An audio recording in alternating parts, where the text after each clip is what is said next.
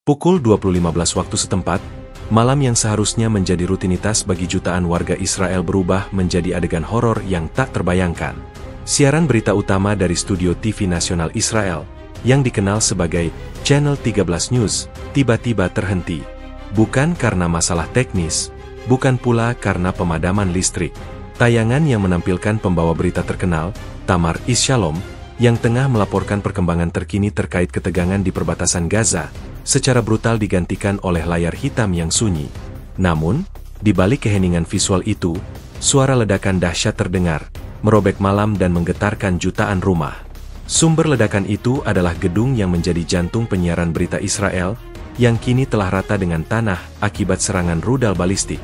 Saksi mata di lokasi, Avi Goldstein, seorang pedagang di area Jaffa Road, tak jauh dari studio, menggambarkan kejadian itu sebagai kiamat kecil. Saya sedang menutup toko ketika mendengar suara gemuruh yang aneh, katanya kepada reporter Yediot Ahronot dalam wawancara telepon yang dikutip oleh Haaretz. Awalnya saya pikir itu adalah pesawat jet yang terbang rendah. Tapi kemudian ada kilatan cahaya yang sangat terang. Lalu gelombang kejut yang membuat kaca-kaca di toko saya pecah. Saya melihat debu dan puing-puing berhamburan di udara. Itu adalah gedung TV. Bangunan itu seperti hilang ditelan bumi. Insiden tragis ini dengan cepat menyebar dan memicu kepanikan. Jutaan pemirsa yang sedang menyaksikan siaran langsung menjadi saksi bisu dari akhir sebuah program berita yang tragis. Di media sosial, tagar Israel Attack dan Channel 13 menjadi trending dalam hitungan menit. Unggahan-unggahan awal menunjukkan kebingungan. Apakah ada masalah teknis dengan siaran TV? Tanya seorang pengguna Twitter bernama David Cohn. Jawaban baru terungkap setelah beberapa menit, saat video-video amatir mulai bermunculan, menunjukkan awan jamur besar di atas area gedung TV. Video yang diunggah oleh seorang jurnalis lepas, Lior Ben-Ami, memperlihatkan mobil-mobil pemadam kebakaran dan ambulans yang bergegas menuju lokasi. Sirene mereka meraung-raung membelah keramaian jalan. Menurut laporan awal dari layanan darurat Magen David Adom yang dipublikasikan oleh The Times of Israel, setidaknya 15 orang dinyatakan tewas di lokasi kejadian, dan puluhan lainnya luka-luka. Namun, jumlah korban diperkirakan akan terus bertambah, mengingat banyaknya staf yang berada di dalam gedung saat serangan terjadi. Kami masih mencari korban di bawah puing-puing, kata seorang petugas pemadam kebakaran, yang berbicara tanpa nama kepada reporter Reuters. Kondisi di dalam sangat parah. Struktur bangunan hancur total, dan kami menghadapi kesulitan besar untuk mengakses area yang runtuh. Di antara korban yang dikhawatirkan tewas adalah sejumlah jurnalis dan kru teknis senior. Sejumlah sumber anonim di dalam Channel 13 News mengonfirmasi bahwa mereka tidak dapat menghubungi pembawa berita Tamar Is-Shalom dan editor senior Avi Weisman, yang terakhir kali terlihat di ruang kontrol sesaat sebelum serangan. Kehilangan sosok-sosok penting ini tidak hanya meninggalkan duka mendalam bagi rekan-rekan mereka, tetapi juga menjadi pukulan telak bagi industri media Israel secara keseluruhan. Mereka adalah pahlawan yang mempertaruhkan nyawa untuk menyampaikan berita, ujar seorang rekan kerja yang menolak disebutkan namanya. Mereka bukan hanya kolega, tetapi keluarga. Peristiwa ini juga memicu pertanyaan besar tentang keamanan nasional Israel. Bagaimana mungkin sebuah rudal balistik bisa menembus pertahanan udara Iron Dome dan menghantam sebuah target sipil yang sangat sensitif di pusat kota? Analis militer dari Jerusalem Post, Kolonel Purnawirawan Yossi Landau, menyebut serangan ini sebagai kegagalan intelijen yang masif. Jika rudal ini bisa menghantam jantung media kita, apalagi yang bisa mereka hantam? Ini adalah peringatan keras bagi kita semua, katanya dalam sebuah wawancara.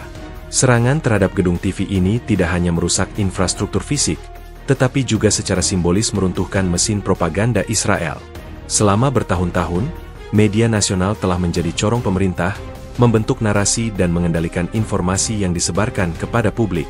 Hancurnya gedung TV ini secara efektif membungkam suara itu, setidaknya untuk sementara waktu, menciptakan kekosongan informasi yang mengkhawatirkan dan meninggalkan jutaan warga dalam kegelapan yang sesungguhnya. Pemerintah Israel, melalui Perdana Menteri Benyamin Netanyahu, mengeluarkan pernyataan resmi yang sangat singkat beberapa jam setelah serangan. Kami tidak akan gentar. Kami akan membalas dengan kekuatan penuh. Mereka yang bertanggung jawab atas serangan ini akan membayar mahal, bunyi pernyataan yang disiarkan di stasiun radio Israel. Namun, Pernyataan itu tidak memberikan detail lebih lanjut mengenai pelaku atau bagaimana Israel berencana untuk merespons. Situasi di sekitar gedung TV kini dikepung oleh pasukan keamanan, dan area tersebut dinyatakan sebagai zona militer. Warga diminta untuk menjauhi lokasi karena kekhawatiran adanya serangan susulan. Seluruh dunia menyaksikan dengan napas tertahan, menanti perkembangan selanjutnya dari salah satu serangan paling dramatis dan mematikan dalam sejarah konflik Israel-Palestina.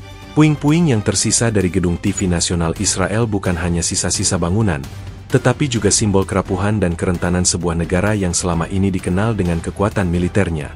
Malam itu, di bawah langit yang gelap, Israel telah kehilangan lebih dari sekadar sebuah gedung. Ia telah kehilangan ilusi keamanannya. Sebuah serangan rudal balistik menghancurkan gedung TV nasional Israel, secara mendadak memutus siaran langsung dan menimbulkan kepanikan luas. Peristiwa tragis ini terjadi saat pembawa berita sedang melaporkan perkembangan terkini terkait Palestina. Momen itu terekam jelas dalam ingatan jutaan pemirsa di seluruh Israel. Pukul 20.15, saat layar televisi menunjukkan pembawa berita senior Tamar Is-Shalom tengah melaporkan dengan tenang mengenai ketegangan yang meningkat di perbatasan Gaza, siaran tiba-tiba terputus. Bukan sekadar gangguan teknis, melainkan kehancuran total. Layar berubah menjadi hitam, diikuti oleh suara ledakan memekakan telinga yang terekam oleh mikrofon yang masih menyala selama sepersekian detik. Gedung kantor berita Channel 13 News, yang menjadi salah satu simbol media paling berpengaruh di negara itu, hancur lebur dihantam rudal balistik. Saya sedang menonton berita malam bersama keluarga, kenang Yaakov Levi, seorang pensiunan guru dari Tel Aviv, dalam wawancara dengan The Times of Israel. Tiba-tiba, siaran berhenti. Kami pikir itu cuma masalah listrik di rumah. Tapi kemudian kami mendengar suara yang sangat keras, dan jendela-jendela kami bergetar. Kami melihat asap membubung dari arah pusat kota. Istri saya langsung menangis. Dia bilang, itu pasti gedung TV. Insiden ini bukan hanya sebuah serangan, melainkan sebuah pernyataan yang mengerikan. Menghantam pusat penyiaran media nasional saat siaran langsung menjadi sebuah pesan yang jelas. Bahkan di dalam gelembung yang dianggap aman, tidak ada tempat yang kebal dari jangkauan ancaman. Kejadian ini meninggalkan jutaan pemirsa dalam keadaan syok, kebingungan, dan ketakutan yang mendalam. Mereka tidak hanya kehilangan akses ke informasi, tetapi juga menyaksikan secara real-time bahwa realitas yang mereka kenal dapat berubah menjadi kekacauan dalam sekejap mata. Seperti dilansir oleh media lokal, Haaretz, sebuah sumber anonim di kepolisian mengonfirmasi bahwa tim investigasi awal menemukan puing-puing yang diyakini berasal dari rudal balistik. Ini bukan rudal Qassam atau roket buatan sendiri, ujar sumber tersebut. Jejak puing menunjukkan jenis senjata yang jauh lebih canggih dan mematikan. Rudal itu dirancang untuk menghancurkan, dan ia berhasil melakukannya dengan sangat efektif. Ledakan itu tidak hanya menghancurkan struktur fisik gedung, tetapi juga mengoyak jalinan rasa aman kolektif yang selama ini dipegang teguh oleh masyarakat Israel. Gedung TV, yang seringkali menjadi corong narasi resmi pemerintah, kini terdiam. Ini adalah sebuah pukulan yang melumpuhkan, tidak hanya bagi jurnalis yang tewas atau terluka, tetapi juga bagi kemampuan negara untuk mengendalikan narasi publik pada saat yang paling genting. Di media sosial, desakan untuk mendapatkan informasi akurat membanjiri platform-platform seperti Twitter dan Telegram. Dalam kekosongan informasi yang diciptakan oleh terhentinya siaran resmi, rumor dan spekulasi menyebar dengan cepat. Sebuah unggahan di Facebook oleh seorang jurnalis lepas, Maya Gilboa, yang berhasil merekam video pendek dari lokasi, dengan cepat menjadi viral. Video tersebut menunjukkan petugas pemadam kebakaran yang putus asa berjuang di tengah puing-puing yang membara, sementara tim SAR mencari korban di antara sisa-sisa bangunan. Ini mimpi buruk, tulisnya dalam keterangan video. Ini adalah kekacauan. Kami kehilangan begitu banyak orang-orang terbaik kami. Pernyataan dari Perdana Menteri Israel, yang disiarkan melalui radio publik, terdengar tegang dan penuh amarah. Kita menyaksikan serangan yang pengecut terhadap pusat informasi kita. Kita tidak akan membiarkan musuh membungkam kita. Suara kita akan terdengar lebih keras dari sebelumnya, katanya, meskipun tanpa memberikan detail spesifik tentang siapa yang bertanggung jawab atau bagaimana serangan tersebut bisa terjadi. Namun, di balik pernyataan resmi itu, ada keprihatinan yang mendalam. Sebuah artikel analisis dari Jerusalem Post menyoroti bahwa serangan ini membuka celah fatal dalam sistem pertahanan udara Israel. Iron Dome dirancang untuk menangkis roket-roket sederhana, bukan rudal balistik yang canggih, tulis Kolonel Purnawirawan Yossi Landau, seorang analis militer, dalam artikelnya. Jika serangan ini adalah yang pertama dari serangkaian serangan yang direncanakan dengan baik, maka Israel berada dalam posisi yang sangat rentan. Musuh-musuh kita tahu bahwa media adalah titik lemah. Serangan ini membuktikan bahwa mereka benar. Tragedi ini juga menyoroti peran sentral media dalam masyarakat. Bagi banyak warga Israel, berita malam adalah bagian tak terpisahkan dari kehidupan mereka. Ini adalah sumber informasi, penentram, dan jendela ke dunia luar. Kehilangan sumber tersebut dalam kondisi yang begitu mengerikan adalah pengalaman yang traumatik. Hal ini juga menimbulkan pertanyaan tentang masa depan jurnalisme di tengah konflik yang semakin memburuk, di mana para reporter dan kru kamera kini menjadi sasaran langsung, bukan lagi sekadar saksi mata. Saat malam semakin larut, kepanikan dan kesedihan meluas. Seluruh negara kini menunggu, bukan hanya untuk mendengar siapa pelaku serangan, tetapi juga untuk mendapatkan kepastian bahwa ada secerca harapan di tengah puing-puing. Kejadian ini tidak hanya merusak sebuah gedung, tetapi juga meruntuhkan keyakinan bahwa keamanan adalah sesuatu yang dapat dianggap remeh. Serangan terhadap gedung TV nasional Israel adalah sebuah tragedi, sebuah peringatan, dan sebuah titik balik dalam sejarah konflik yang telah berlangsung lama. Saat jarum jam menunjukkan pukul 20.15, suasana di studio berita Channel 13 News di jantung kota Yerusalem berjalan seperti biasa. Pembawa berita senior, Tamar Is-Shalom, sedang membacakan segmen berita utama tentang eskalasi ketegangan di jalur Gaza. Di ruang kontrol, para kru teknis dan produser sibuk memantau monitor, memastikan setiap elemen siaran berjalan mulus. Namun, ketenangan itu seketika sirna. Tanpa peringatan, layar monitor yang menunjukkan siaran langsung berkedip-kedip, menampilkan glitch singkat, lalu padam total. Layar jutaan televisi di seluruh negeri berubah menjadi hitam, hening.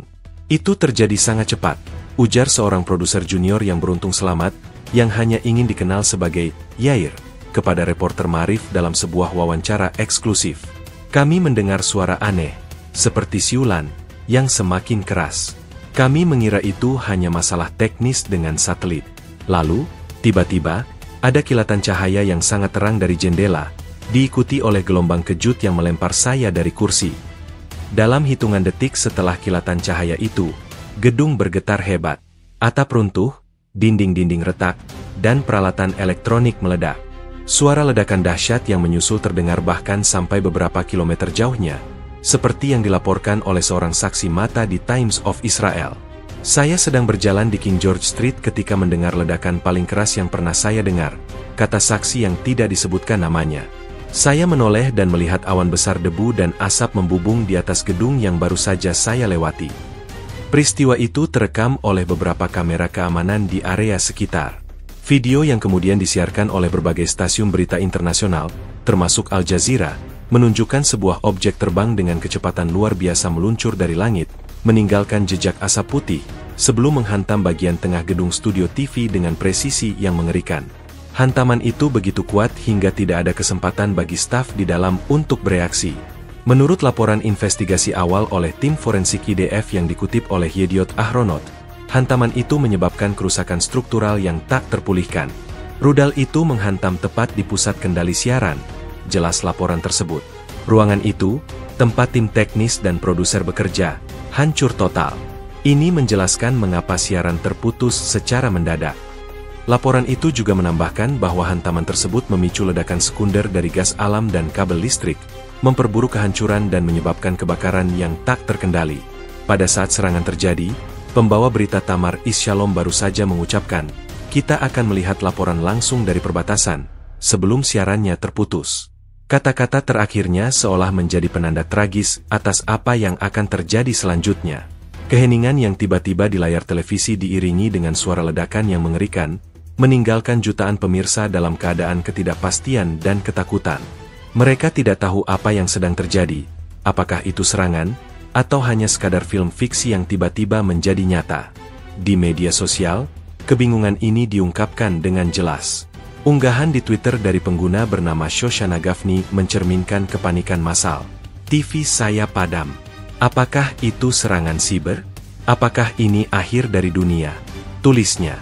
Selama beberapa menit, spekulasi liar menyebar, dari dugaan serangan siber hingga pemadaman listrik massal. Namun, seiring dengan beredarnya video amatir dari lokasi, kebenaran yang mengerikan mulai terungkap. Kondisi di dalam gedung sangat kacau. Tim penyelamat yang tiba di lokasi menemukan reruntuhan, puing-puing, dan tumpukan besi yang bengkok.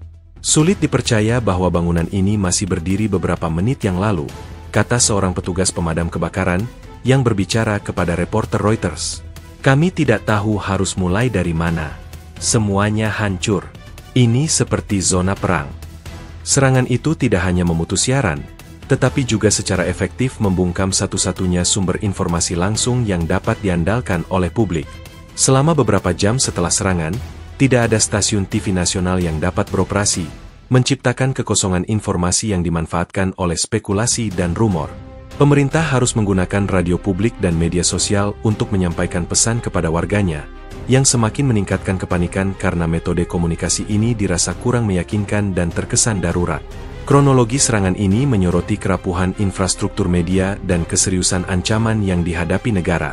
Sebuah rudal balistik, yang dirancang untuk menghancurkan, berhasil menembus sistem pertahanan yang mahal dan canggih, mencapai jantung penyiaran Israel. Peristiwa ini bukan hanya sebuah kecelakaan, melainkan sebuah aksi yang direncanakan dengan sangat matang untuk menimbulkan efek maksimal, baik secara fisik maupun psikologis. Kesaksian dari para korban selamat, termasuk Yair, menunjukkan bahwa tidak ada waktu untuk melarikan diri. Mereka terjebak dalam kengerian yang berlangsung hanya dalam beberapa detik, mengubah sebuah studio berita yang sibuk menjadi kuburan massal bagi para pekerja media yang berdedikasi. Puing-puing yang tersisa dari gedung itu adalah saksi bisu dari sebuah serangan yang tidak hanya menghancurkan bangunan, tetapi juga merusak tatanan normal dan rasa aman jutaan orang.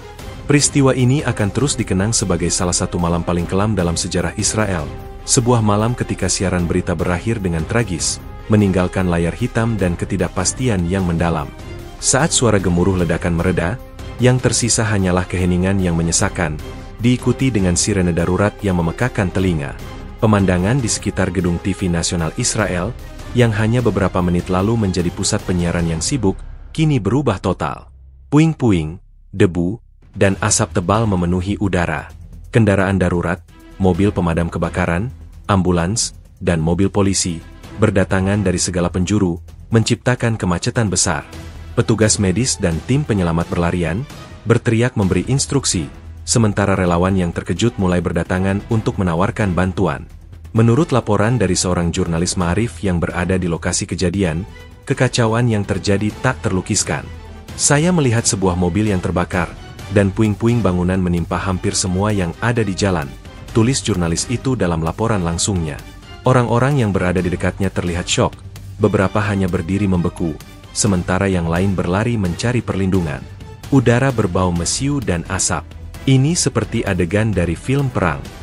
Di dalam reruntuhan gedung, situasinya jauh lebih mengerikan.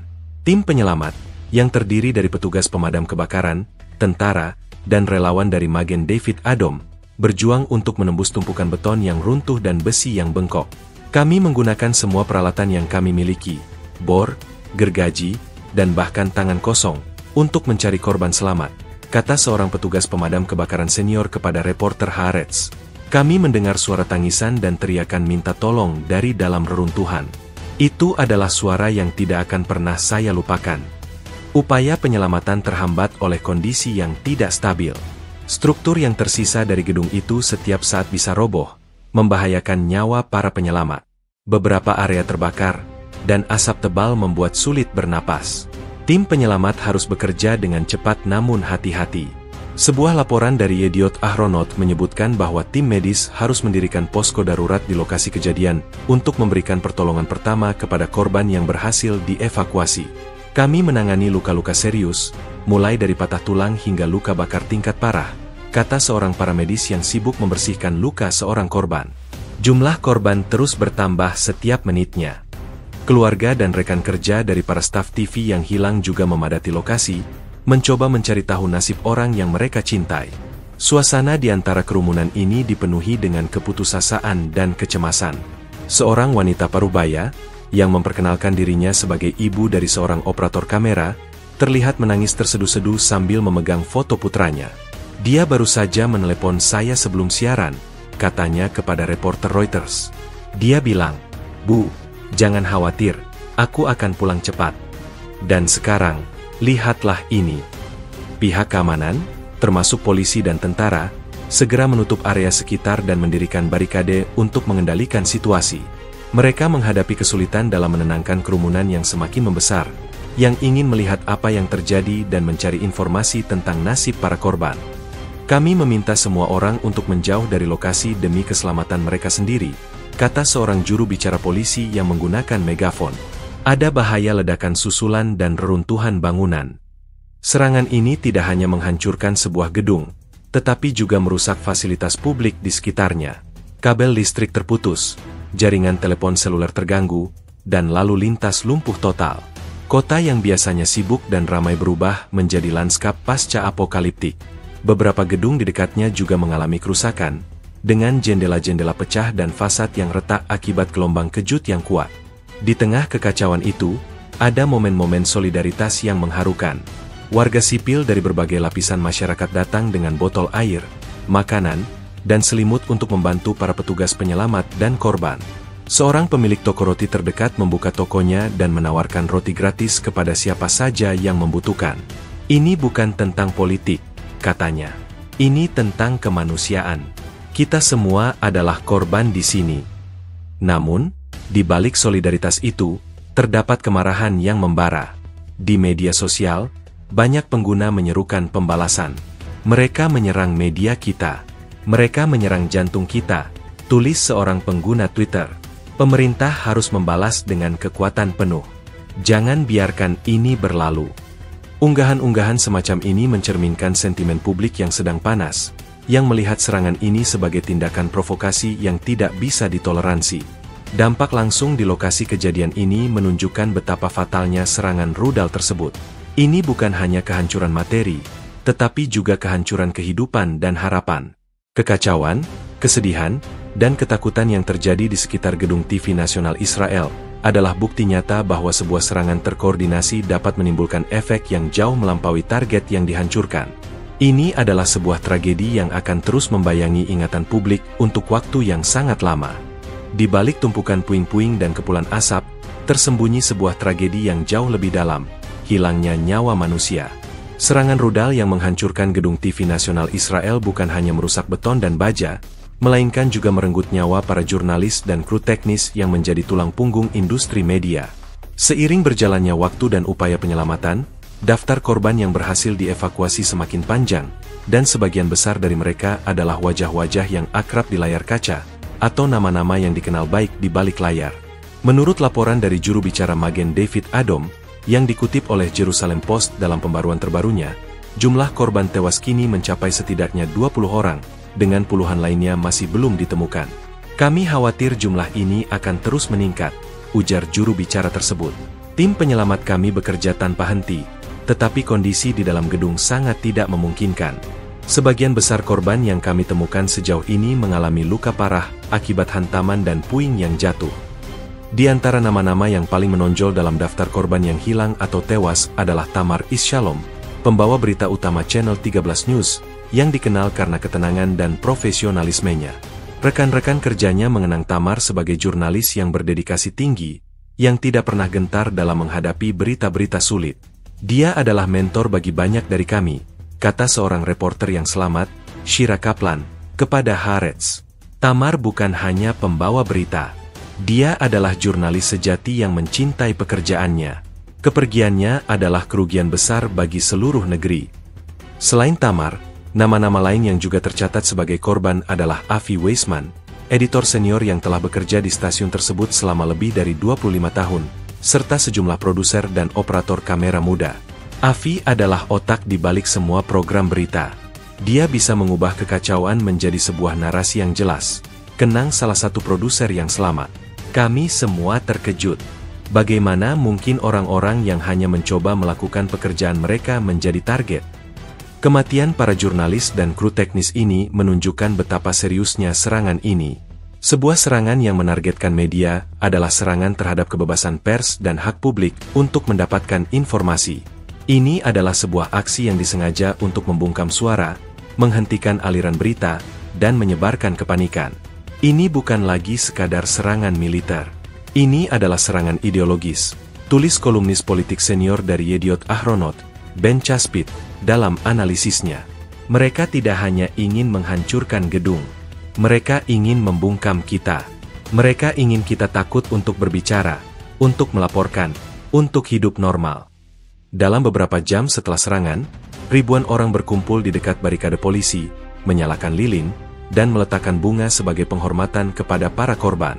Di media sosial, foto-foto Tamar Is-Shalom dan rekan-rekannya yang tewas beredar luas, disertai dengan pesan duka dan kemarahan. Tagar jurnalis Sarenotar dan Press Freedom menjadi trending di seluruh dunia, menarik perhatian internasional terhadap insiden tragis ini.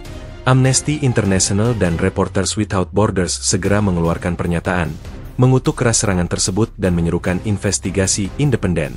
Menargetkan jurnalis adalah pelanggaran berat terhadap hukum internasional, kata Direktur Regional Amnesty International, yang berbicara kepada Reuters. Ini adalah kejahatan perang. Pemerintah Israel harus memastikan para pelaku dibawa ke pengadilan dan bertanggung jawab atas tindakan keji ini. Tragedi ini juga meninggalkan luka mendalam bagi keluarga korban. Istri dari seorang operator kamera, yang menolak disebutkan namanya, berbicara dengan berlinang air mata. Kami baru menikah 2 tahun lalu. Kami berencana untuk membeli rumah. Semuanya hancur. Dia hanya pergi bekerja. Dia hanya ingin memberikan yang terbaik untuk keluarga, katanya. Kesaksiannya ini mencerminkan penderitaan yang dirasakan oleh banyak keluarga lain yang kehilangan orang-orang terkasih dalam serangan itu. Hilangnya nyawa para jurnalis juga memiliki implikasi jangka panjang bagi masyarakat Israel.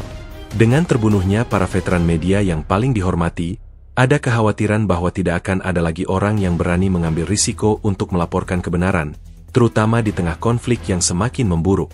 Ini dapat menyebabkan masyarakat semakin terpecah belah, karena mereka akan bergantung pada sumber-sumber yang tidak diverifikasi dan rumor yang menyebar di media sosial. Pada akhirnya, korban jiwa dalam serangan ini bukan hanya sekadar angka statistik.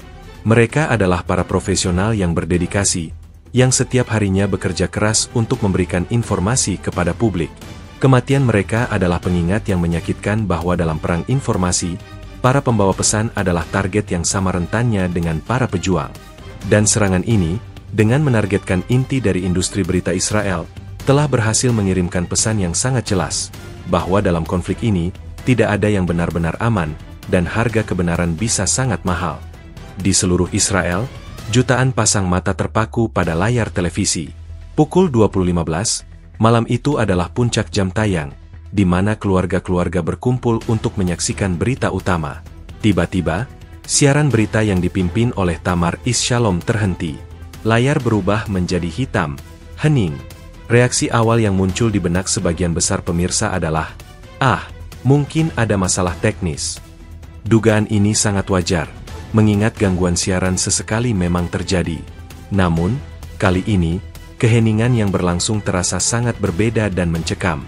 Seorang warga Tel Aviv, Shlomo Cohen, seorang insinyur perangkat lunak, menceritakan pengalamannya kepada reporter Yediot Ahronot. Kami sedang menonton berita, dan tiba-tiba layar membeku. Saya langsung mengambil ponsel untuk memeriksa Twitter. Saya pikir, pasti ada yang mengeluh tentang masalah siaran ini.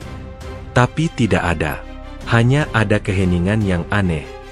Beberapa menit berlalu, layar masih hitam. Tidak ada tanda-tanda siaran akan kembali. Kepanikan perlahan mulai menyebar dari rumah ke rumah. Di grup WhatsApp keluarga dan pertemanan, pesan-pesan mulai berdatangan. Apa yang terjadi dengan TV? Apakah kalian juga tidak bisa menonton? Pertanyaan-pertanyaan ini segera digantikan oleh spekulasi yang lebih serius. Apakah ini serangan siber? Tanya seorang pengguna Facebook yang panik. Ini sangat aneh. Kenapa tidak ada stasiun lain yang melaporkan? Kekhawatiran itu mencapai puncaknya ketika suara ledakan terdengar di beberapa wilayah di Yerusalem, bahkan hingga kota-kota satelit. Meski tidak semua orang mendengarnya, video-video amatir yang diunggah di media sosial mulai menunjukkan asap tebal membubung di atas gedung Channel 13 News. Saya tidak percaya. Itu bukan masalah teknis. tulis seorang pengguna Twitter dengan nama akun Avita Levi. Itu adalah asap dari serangan. Ya Tuhan, itu adalah serangan. Seorang saksi mata, Ruth Stern, seorang pensiunan guru yang tinggal di dekat gedung TV, menceritakan kepada The Times of Israel bagaimana ia melihat perubahan raut wajah para tetangganya. Awalnya, mereka semua tertawa dan menganggapnya lucu. Wah, channel 13 akhirnya rusak, kata seorang tetangga. Tapi ketika sirene darurat mulai terdengar dan kami melihat asap, tawa itu langsung sirna. Wajah-wajah mereka berubah menjadi pucat dan ketakutan. Kami semua menyadari bahwa ini bukan lelucon.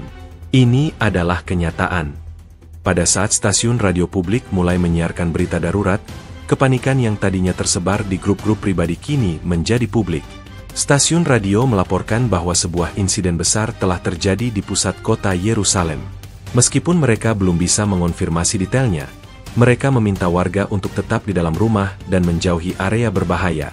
Pesan ini, yang disampaikan dengan nada tegang, hanya memperkuat rasa takut yang sudah ada. Sebuah survei kilat yang dilakukan oleh Haaretz menunjukkan bahwa lebih dari 70% pemirsa awalnya mengira bahwa terputusnya siaran adalah masalah teknis. Hanya setelah melihat laporan media sosial dan mendengar suara sirene, mereka menyadari skala sebenarnya dari tragedi tersebut. Reaksi ini menunjukkan betapa cepatnya transisi dari rasa aman menjadi ketidakpastian. Mereka yang terbiasa hidup dengan rutinitas harian yang aman, termasuk menonton berita malam, kini dihadapkan pada realitas brutal bahwa kerentanan bisa datang kapan saja, bahkan di ruang tamu mereka sendiri. Di komunitas online, duka dan kemarahan mulai menggantikan kebingungan. Orang-orang mulai memposting foto-foto Tamar Is-Shalom dan kru berita lainnya, mengucapkan belasungkawa dan berjanji untuk tidak pernah melupakan pengorbanan mereka. Mereka adalah pahlawan, tulis seorang pengguna Facebook. Mereka tidak mati dalam pertempuran. Mereka mati saat mencoba memberitahu kita kebenaran. Reaksi pemirsa ini juga mengungkapkan bagaimana media telah menjadi bagian tak terpisahkan dari identitas nasional. Bagi banyak warga Israel, berita malam adalah ritual yang menghubungkan mereka dengan negaranya. Terputusnya ritual ini dalam cara yang begitu tragis menciptakan rasa kehilangan yang mendalam, seperti kehilangan seorang teman atau keluarga. Ini bukan hanya tentang akses ke informasi, tetapi juga tentang kehilangan sumber kenyamanan dan rasa persatuan. Pada akhirnya, reaksi awal pemirsa, dari ketidakpedulian hingga kepanikan, mencerminkan betapa cepatnya situasi bisa berubah dari normal menjadi luar biasa. Tragedi ini menjadi pengingat pahit bahwa di era digital ini, meskipun berita bisa menyebar dengan cepat, kebingungan dan ketidakpastian bisa menyebar lebih cepat lagi, terutama ketika sumber berita utama tiba-tiba lenyap. Malam itu, layar hitam pada jutaan televisi bukan hanya sebuah gangguan. Itu adalah jendela menuju realitas yang menakutkan, yang menunjukkan bahwa tidak ada yang benar-benar aman. Ketika layar televisi jutaan warga Israel berubah menjadi hitam pada pukul 20.15, itu bukan sekadar kehilangan sinyal, melainkan sebuah pukulan psikologis yang langsung. Keterputusan siaran yang terjadi secara tiba-tiba saat program berita utama berlangsung, meninggalkan lubang informasi yang sangat besar. Dalam hitungan menit, kekosongan ini diisi oleh kepanikan, ketidakpastian, dan rumor yang menyebar dengan kecepatan kilat. Ini adalah sebuah serangan psikologis yang direncanakan dengan sangat baik, kata Dr. Ariel Ben-Ami, seorang psikolog sosial dari Universitas Tel Aviv, dalam wawancaranya dengan The Times of Israel. Media, terutama televisi, adalah sumber kenyamanan dan stabilitas bagi banyak orang. Mereka terbiasa dengan rutinitas harian di mana berita memberitahu mereka apa yang terjadi di dunia. Ketika sumber itu tiba-tiba hilang, itu menciptakan disonansi kognitif yang ekstrim. Pikiran kita tidak bisa menerima bahwa sesuatu yang begitu rutin bisa lenyap begitu saja. Menurut analisis yang diterbitkan oleh Haaretz, kepanikan ini menyebar dalam 3 gelombang. Gelombang pertama adalah kebingungan dan keengganan untuk percaya. Sebagian besar pemirsa, seperti yang sudah dibahas di bab 6, berasumsi bahwa itu adalah masalah teknis biasa. Mereka mencoba mematikan dan menghidupkan kembali TV, memeriksa kabel, atau mengganti saluran. Namun, ketika mereka menyadari bahwa semua stasiun TV nasional lain juga terputus, atau menayangkan program darurat dengan pesan samar, gelombang kedua dimulai, ketakutan. Seorang warga bernama Eli Glickman, seorang pensiunan perwira militer, menceritakan kepada Yediot Ahronot bagaimana ia merasakan kepanikan itu. Kami tidak tahu apa yang sedang terjadi. Tidak ada yang memberi kami informasi. Radio juga hanya memutar musik dan beberapa pengumuman darurat. Saat itulah saya tahu ada sesuatu yang sangat salah. Jika pemerintah tidak bisa memberitahu kita apa yang terjadi, itu berarti situasinya jauh lebih buruk dari yang bisa kita bayangkan. Gelombang ketiga adalah kepanikan massal. Ketika berita tentang serangan rudal mulai menyebar di media sosial, kekhawatiran berubah menjadi teror. Jutaan orang yang tidak memiliki akses langsung ke informasi resmi mulai mencari tahu dari sumber-sumber yang tidak terverifikasi. Sebuah postingan di Facebook yang mengklaim bahwa seluruh kota berada di bawah serangan, dengan cepat dibagikan ribuan kali, memicu histeria yang tidak perlu. Anak-anak yang mendengar orang tua mereka berbicara dengan nada panik ikut ketakutan. Sinyal telepon seluler menjadi kelebihan beban karena jutaan orang mencoba menghubungi keluarga dan teman-teman mereka untuk memastikan keselamatan.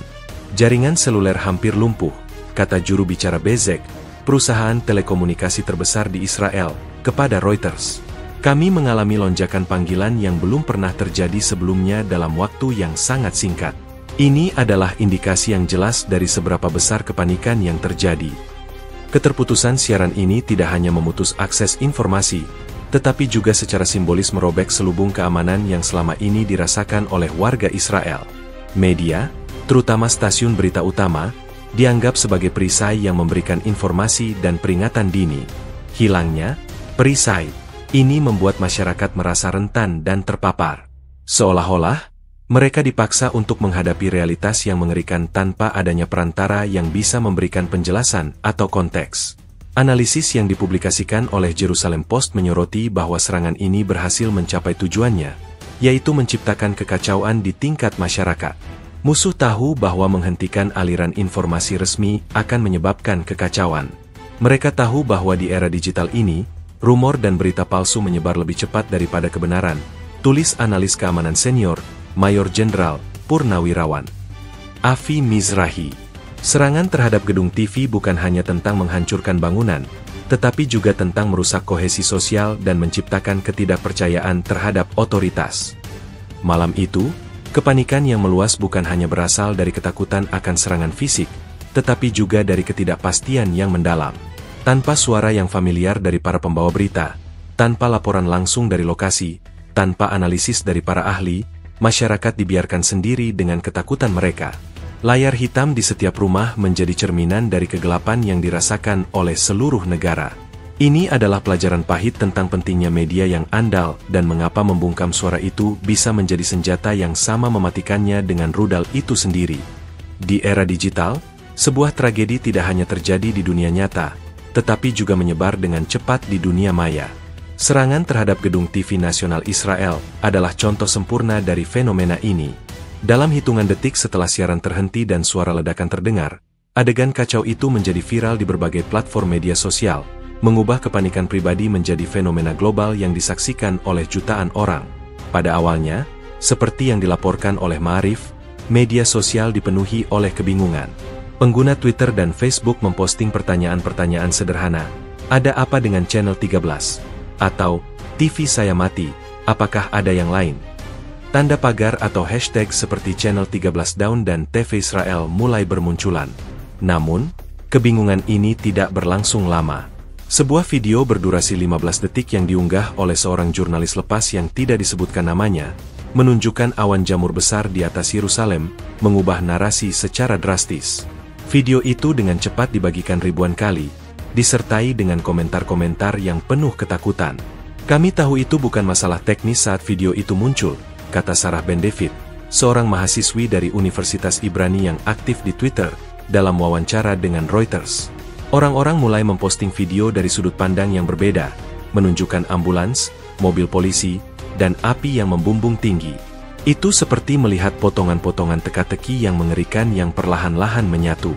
Tidak ada berita resmi, jadi kami bergantung pada apa yang kami lihat di ponsel kami. Sebuah postingan di Reddit yang diunggah oleh seorang pengguna bernama Jerusalem Observer menjadi salah satu sumber informasi paling awal yang komprehensif.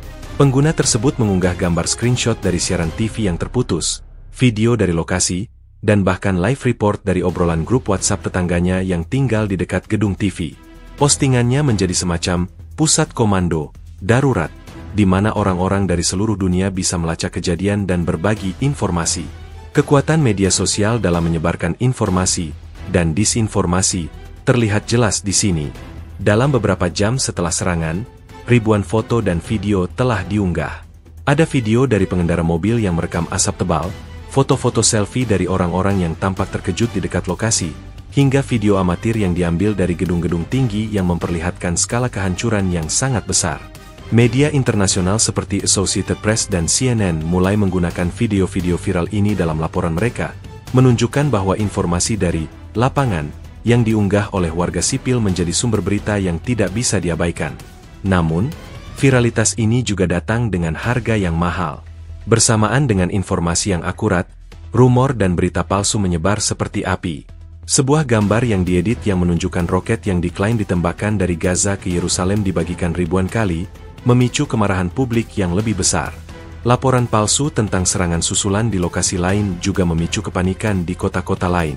Sebuah analisis yang dilakukan oleh sebuah lembaga riset media independen, yang dikutip oleh The Times of Israel, menemukan bahwa dalam 2 jam pertama setelah serangan, jumlah berita palsu dan rumor yang beredar di media sosial melebihi jumlah informasi yang akurat. Ini adalah infodemi yang mengerikan, kata Dr. Avraham Cohen, seorang ahli komunikasi digital dari Institut Weizmann. Ketika sumber berita utama lumpuh, media sosial menjadi medan pertempuran.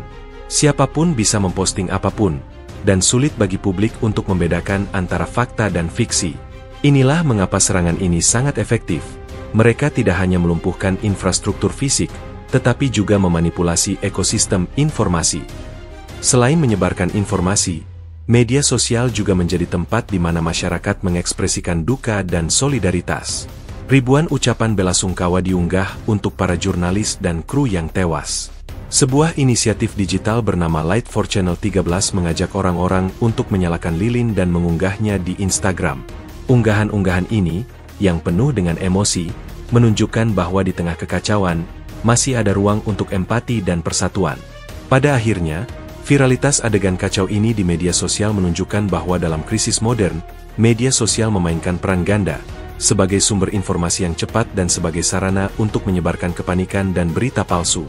Ia bisa menyatukan orang dalam duka, tetapi juga bisa memecah belah mereka dengan disinformasi.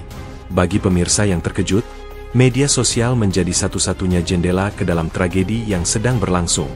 Dan apa yang mereka lihat di sana, dari gambar-gambar mengerikan hingga rumor yang menakutkan, hanya memperdalam luka kolektif yang ditimbulkan oleh serangan brutal ini.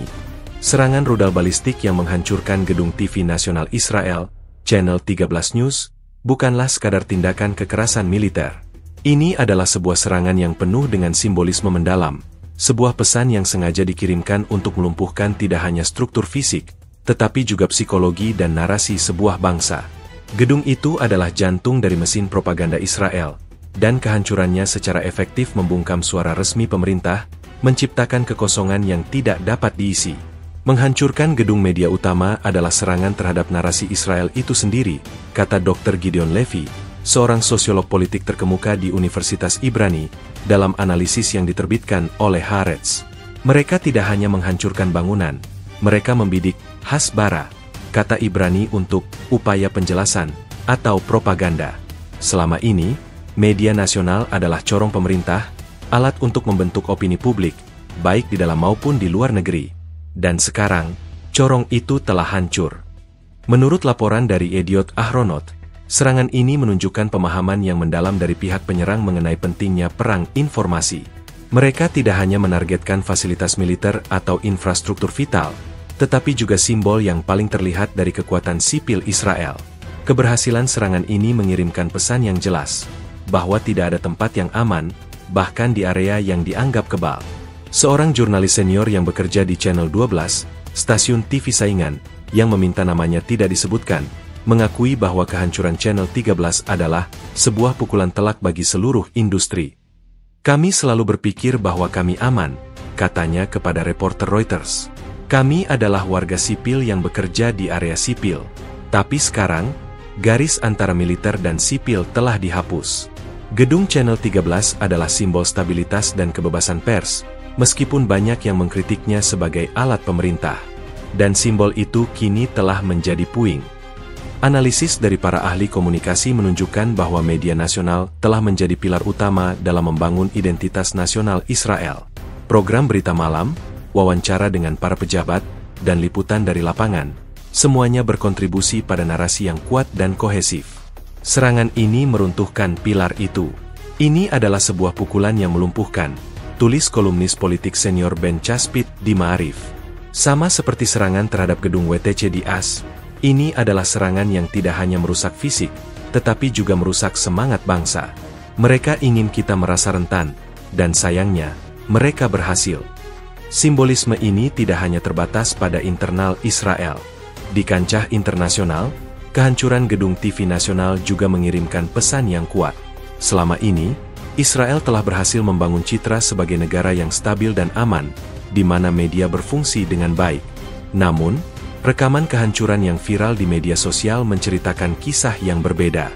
Ini menunjukkan kerentanan Israel, kata seorang analis politik dari Al Jazeera.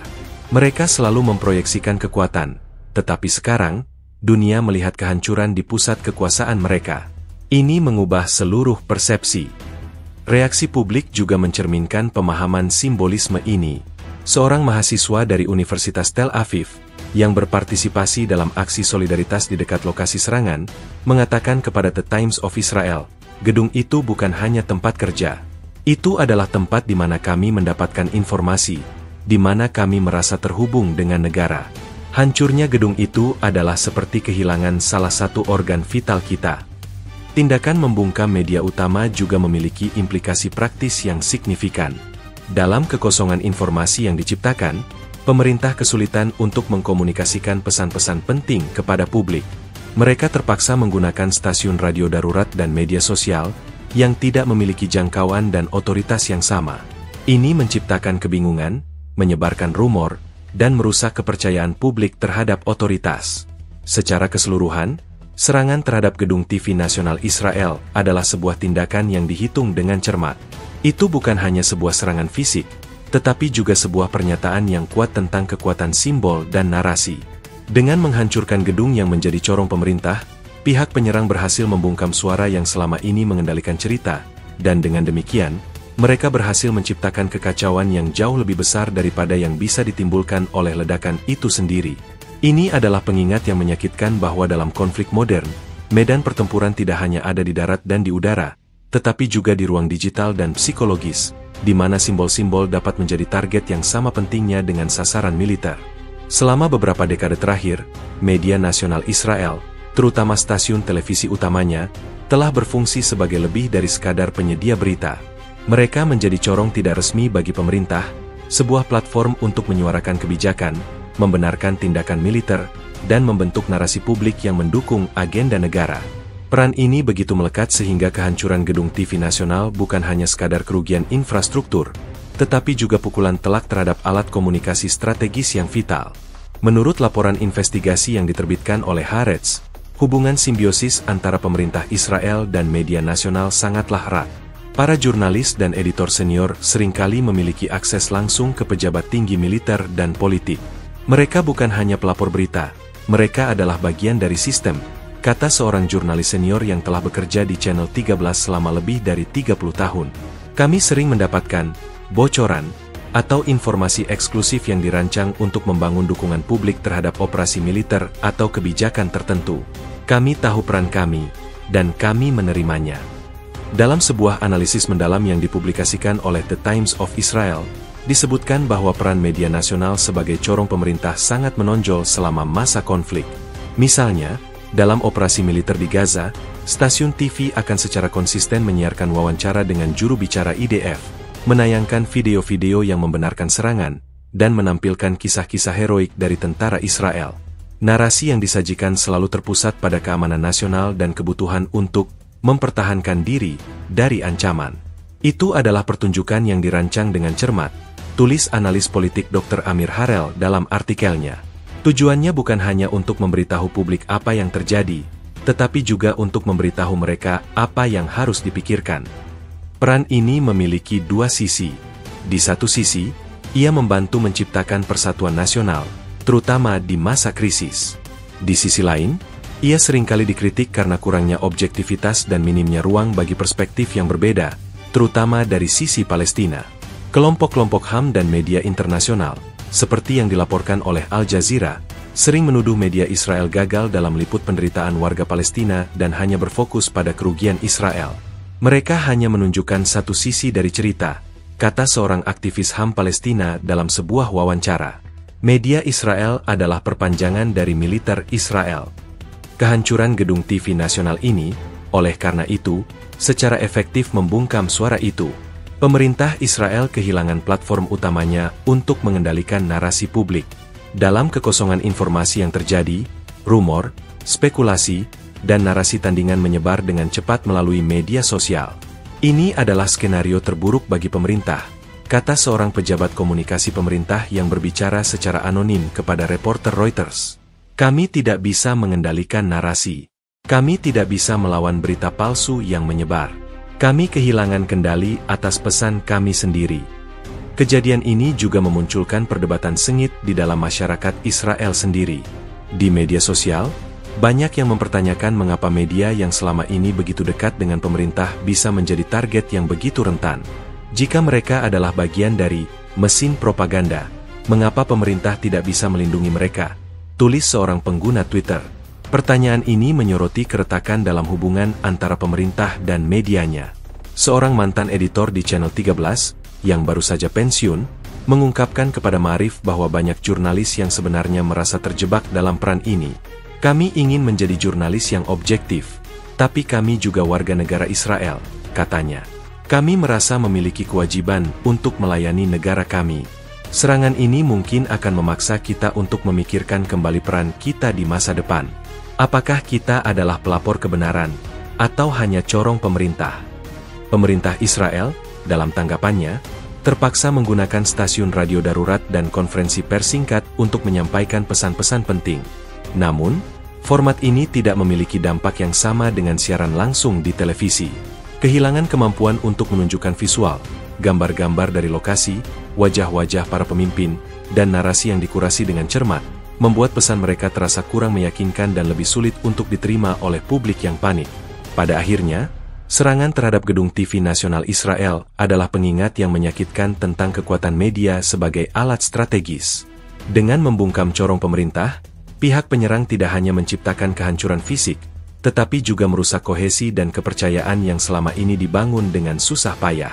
Ini adalah sebuah pukulan yang mungkin akan memiliki dampak jangka panjang pada cara Israel berkomunikasi dengan warganya dan dunia, memaksa mereka untuk menghadapi kenyataan bahwa alat propaganda mereka yang paling efektif kini telah dihancurkan. Serangan rudal terhadap gedung TV nasional Israel memicu reaksi cepat dan keras dari pihak berwenang. Beberapa jam setelah insiden, dalam sebuah pernyataan yang disiarkan melalui radio publik dan media sosial, Perdana Menteri Benyamin Netanyahu menyampaikan kecaman. Ini adalah serangan yang keji dan pengecut terhadap jantung kebebasan pers kami, katanya dengan nada suara yang tegang. Mereka yang melakukan tindakan teror ini akan membayar mahal. Kami tidak akan terintimidasi. Israel akan merespons dengan kekuatan yang belum pernah terlihat sebelumnya. Namun, pernyataan Netanyahu, yang dikutip oleh Jerusalem Post, tidak memberikan detail mengenai siapa yang bertanggung jawab. Ini menimbulkan spekulasi dan kekhawatiran publik. Banyak yang bertanya-tanya, siapa mereka yang dimaksud oleh Perdana Menteri? Dalam situasi di mana informasi resmi masih sangat terbatas, ketiadaan detail ini hanya menambah kegelisahan. Pihak militer, Pasukan Pertahanan Israel, IDF, juga mengeluarkan pernyataan singkat melalui juru bicaranya. IDF sedang menyelidiki insiden ini, kata juru bicara itu dalam sebuah konferensi pers singkat yang disiarkan di situs web resmi IDF. Kami sedang menganalisis puing-puing rudal untuk menentukan asal-usulnya. Sistem pertahanan udara kami, termasuk Iron Dome, bekerja untuk mencegat ancaman yang masuk. Kami akan mengambil semua langkah yang diperlukan untuk melindungi warga negara kami. Pernyataan ini, meskipun mencoba meyakinkan, justru menimbulkan pertanyaan baru. Bagaimana sebuah rudal bisa lolos dari Iron Dome dan menghantam target dengan presisi seperti itu? Sejumlah analis militer, seperti yang diulas oleh Ma'arif, menyebut bahwa ini adalah kegagalan sistem yang harus segera dievaluasi. Tanggapan juga datang dari ranah politik. Pemimpin oposisi, Yair Lapid, mengkritik pemerintah atas apa yang ia sebut sebagai kegagalan keamanan yang memalukan. Negara kita lumpuh. Jantung media kita hancur. Ini bukan saatnya untuk berbicara tentang balas dendam. Ini saatnya untuk berbicara tentang kegagalan, kata Lapid dalam unggahan di media sosialnya yang dikutip oleh Haaretz. Kritiknya ini mencerminkan sentimen yang berkembang di masyarakat bahwa pemerintah tidak mampu melindungi warga negaranya dari ancaman yang semakin canggih. Di tingkat internasional, serangan ini juga menarik perhatian dan kecaman. Sekretaris Jenderal PBB, dalam sebuah pernyataan resmi, mengutuk serangan tersebut dan menyerukan semua pihak untuk menahan diri. Serangan terhadap fasilitas sipil dan jurnalis adalah pelanggaran berat terhadap hukum internasional, kata pernyataan itu, yang disiarkan oleh kantor berita Reuters. PBB juga menyerukan investigasi yang transparan untuk mengungkap fakta di balik insiden tersebut. Amerika Serikat, melalui juru bicaranya, menyampaikan dukungannya yang kuat kepada Israel. Kami berdiri bersama Israel di masa sulit ini, kata juru bicara itu dalam konferensi pers. Kami mengutuk serangan keji ini dan siap untuk memberikan bantuan yang dibutuhkan kepada pemerintah Israel. Pernyataan ini menunjukkan dukungan tanpa syarat dari sekutu utama Israel, yang menjadi hal penting bagi moral publik di Israel. Sementara itu, pihak lain yang berpotensi menjadi pelaku, seperti Hamas di Gaza dan Hezbollah di Lebanon, bungkam atau memberikan pernyataan yang ambigu. Sebuah stasiun TV yang berafiliasi dengan Hamas menayangkan tayangan yang merayakan kemenangan heroik, tanpa secara langsung mengklaim tanggung jawab. Ini adalah balasan untuk kejahatan-kejahatan yang mereka lakukan, kata seorang komentator di stasiun TV tersebut. Ini adalah awal dari apa yang akan datang. Bahasa yang ambigu ini, seperti yang dianalisis oleh Al Jazeera, adalah strategi umum yang digunakan untuk mengklaim kemenangan tanpa menanggung konsekuensi langsung dari serangan tersebut. Secara keseluruhan, tanggapan resmi dari berbagai pihak mencerminkan kompleksitas dan ketegangan situasi. Pemerintah Israel berusaha menunjukkan kekuatan dan tekad untuk membalas, tetapi di saat yang sama, mereka harus menghadapi kritik internal dan kekhawatiran publik tentang kegagalan keamanan. Komunitas internasional menyerukan perdamaian dan investigasi, sementara pihak-pihak yang berpotensi menjadi pelaku menyebarkan pesan kemenangan tanpa secara langsung mengaku bertanggung jawab. Keadaan ini menciptakan lanskap politik yang penuh ketidakpastian, di mana setiap pernyataan resmi dianalisis dengan cermat untuk mencari petunjuk tentang apa yang akan terjadi selanjutnya.